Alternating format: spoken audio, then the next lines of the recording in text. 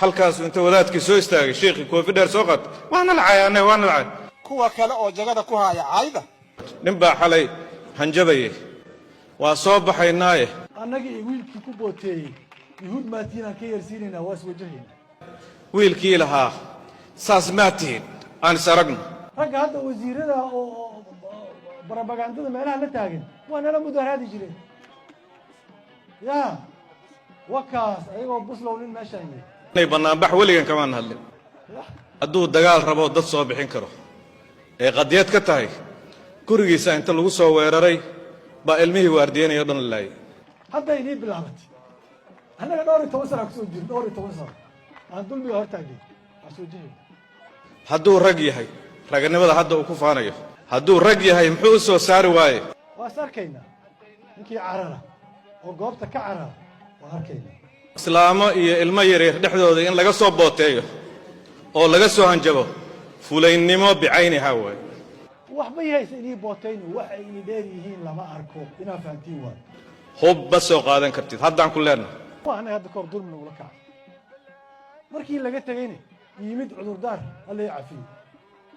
ana soo martay kuwa kale oo jagada ku haya caayda halkaas inta wadaadkii soo istaagay sheekhi koofi dheer soo qaat waana lacayaanay waana lacay war maalinka saadaa caytama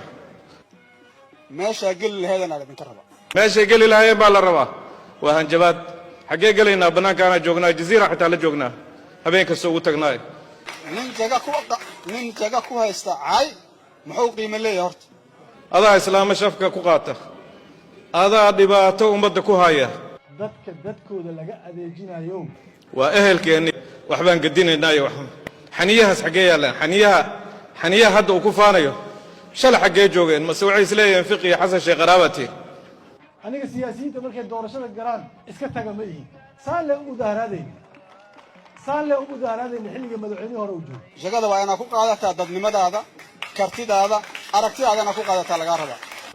cid ku caayaysaa ma jirto cid caydaada rabtana ma jirto laakiin adigaa maqaayad cay u furtay beryaha inay doontaa la cafiyo meeshaana kaa leenahay wax hub ah oo soo qaadan kartaa ma jirto hadday naqatana waa isnaqaanaa haddii la iska kaa celiyo ha ka xumaanine yacni u dulqaad yeelo dulqaad baan u leenahay maalin kasta waxaa sheegaysa haddii la aamusi waayo qof walba wuxuu yahaan sheegaynaa mid annagu waxaan ka hadlaynay bannaanbax weligan kamaan hadlin hasaa nala mudaharaadi jira hadda jooga ninka mudaharaadka diidan hawshu kaftan waa soo dhaafta maxaa yeele waxay taagan tahay sharaf siyaasad maaha faham qiina dhacsada yaa inay dhicinaayeen dadna kuu soo bixi maayaan qiina idinkaa laydinka rabaa inaad dhacsataan 300,000 ka badan ayay barakicisay ma yaqaan batirada xisaab u malayn maayo xitaa iskuul ma tagaas tirada ma yaqaan xisaab ma yaqaan dad buu soo hor istaagayaa mid baa wuxuu yidhi waxaa la barakiciyey 300,000 oo qoys maba yaqaan batirada xisaab u malayn maayo xitaa iskuul ma tagaas 300,000 ka badan ayay barakicisay 370,000 baa lagu qiyaasaa magaaladan oo dhan guryaha ku yaala ayadoo dhan baa la barakiciyey yidhi nin oday tirada ma yaqaan xisaab ma yaqaan dad buu soo hor istaagayaa